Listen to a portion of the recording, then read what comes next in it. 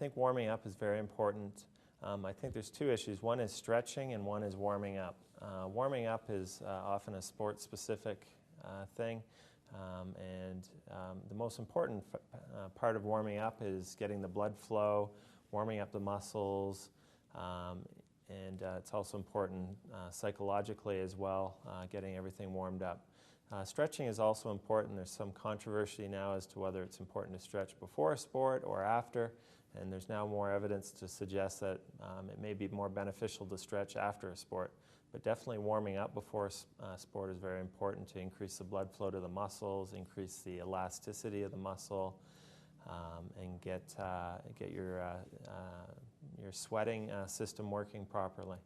Some parents ask us about a philosophy that coaches have in Little League sports about the player drinking when the rest of the team drinks. I think with respect to hydration, it's almost impossible to overhydrate yourself before and after sport. It's important that parents and kids who participate in sports drink before, during, and after the sporting activity to make sure that they don't become dehydrated and are more susceptible to heat stroke.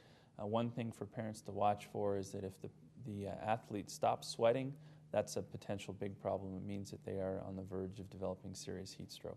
Kids should be taught that if they feel thirsty and they notice that they're not sweating despite running around and being active, that they need to bring that to the attention of the coach or the parents or the team officials involved so that someone can address it right away.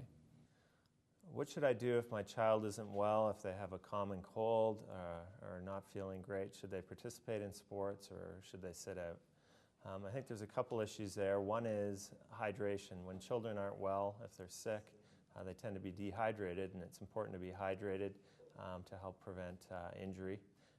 And the other is weakness. People that are sick tend to be a little weaker than normal, and it's important to be in your best top health before you're participating in sports.